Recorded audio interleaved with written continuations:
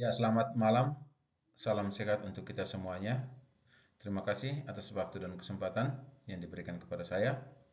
Pada kesempatan ini saya akan membahas atau mempresentasikan materi saya tentang tindakan komunikatif untuk masyarakat yang rasional dan demokratis menurut Jürgen Habermas.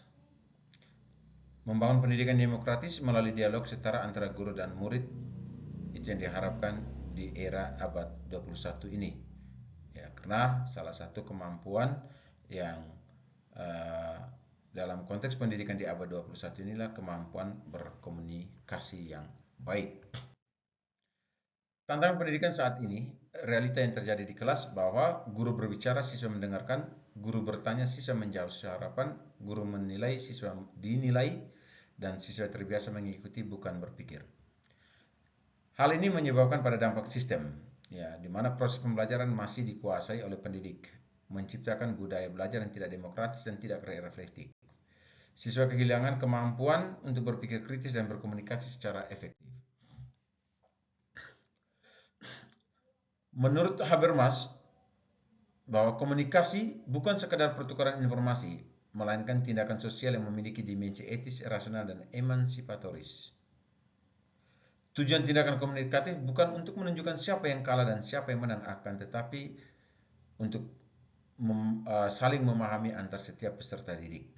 Nah, di mana kita lihat ya dalam paradigma lama dan paradigma baru dalam konteks pendidikan, bahwa dalam paradigma lama tindakan instrumental, komunikasi hanya berorientasi pada hasil dan efisiensi, sering mendominasi ruang kelas tradisional. Sedangkan dalam era pendidikan abad 21, komunikasi untuk saling memahami dan mencapai konsensus berdasarkan alasan yang dapat diterima oleh semua pihak. 4 klaim keabsahan dalam berkomunikasi menurut Habermas. Yang pertama, kebenaran objektif. Pernyataan harus sesuai dengan realitas dan fakta yang ada. Yang kedua, ketepatan normatif. Pernyataan harus sesuai dengan norma moral dan etika yang berlaku. Yang ketiga, kejujuran subjektif. Kejujuran dalam menyampaikan pendapat dan perasaan. Yang keempat, keterpahaman. Pesan yang disampaikan jelas dan dapat diterima oleh semua orang. Dalam konteks kurikulum Merdeka Belajar yang saat ini kita galakan, sebenarnya salah satu kurikulum yang dibuat untuk menuju pembelajar yang demokratis. Konsep kurikulum Merdeka Belajar menuntut siswa untuk mengembangkan kemampuan abad 21 yang esensial, yakni berpikir kritis, di mana siswa menganalisis informasi dan membuat keputusan berdasarkan pertimbangan rasional, menyampaikan ide dengan jelas dan mendengarkan perspektif orang lain, dan bekerja sama untuk mencapai tujuan bersama melalui dialog yang setara. 5 strategi penerapan konsep Habermas di kelas. Yang pertama, ruang kelas sebagai ruang mini publik. Sekolah menjadi miniatur ruang publik untuk berdiskusi, berargumentasi, dan menyepakati kebenaran bersama. Guru menciptakan suasana nyaman secara psikologis dan terbuka terhadap pendapat. Yang kedua, guru sebagai moderator dialog. Tugas guru bukan mendominasi diskusi, akan tetapi menciptakan diskusi yang jujur, terbuka, dan menghargai logika setiap peserta. Pertanyaan sebagai penuntun, bukan pengarah. Yang ketiga, kolaborasi komunikatif rasional. Diwujudkan melalui pembelajaran kolaboratif, debat akademik, dan proyek lintas rumpun ilmu atau mata pelajaran. Yang keempat, menjaga nilai etis dan moral. Menggunakan dialog etis untuk membahas dilema moral, melatih siswa mengambil keputusan berdasarkan pertimbangan yang etis dan rasional.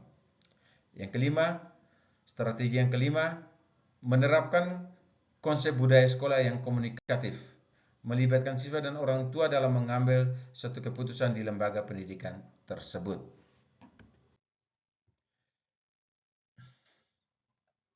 Menciptakan ruang kelas sebagai ruang publik mini, dijadikan sebagai miniatur di ruang publik untuk berdiskusi dan berdebat dan menyepakati kebenaran bersama-sama. Nah, ini sudah dijelaskan sebelumnya. Ya. Nah, di sini kita lihat ada sedikit pergeseran paradigma pendidikan, ya, dari pendidikan tradisional ke pendidikan modern. Yang pertama, ya, dari aspek komunikasi. Ya, dalam tradisi lama, guru sebagai satu-satunya sumber pengetahuan atau dari monolog. Tetapi dalam era pendidikan ini kita harus menciptakan menjadi dialog, pertukaran ide antara guru dan siswa. Dari instruksi menjadi interaksi. Perintah satu arah tanpa ruang diskusi, tetapi akan dijadikan komunikasi dua arah yang bermakna. Yang ketiga, dari kepatuhan, mengikuti tanpa mempertanyakan, tetapi keterlibatan aktif dalam proses pembelajaran. Pendidikan sebagai ruang publik mini bukan sekadar transfer ilmu pengetahuan, melainkan ruang publik mini untuk melatih peserta didik berdialog dengan cara-cara yang etis dan bermoral. Pendidik dan siswa berperan sebagai subjek belajar, sebagai objek komunikasi yang setara untuk mencari kebenaran melalui ruang diskusi yang rasional.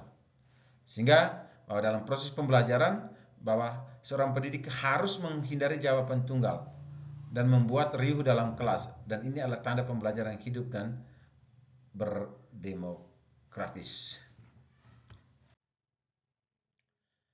Sekolah sebagai miniatur masyarakat demokratis. Dengan menerapkan konsep tindakan komunikatif Habermas, sekolah dapat menjadi miniatur masyarakat demokratis yang menumbuhkan nilai-nilai penting untuk masa depan, yakni kebebasan berpikir, nilai etis dan moral, kejujuran, penghargaan terhadap setiap perbedaan, dan rasionalitas.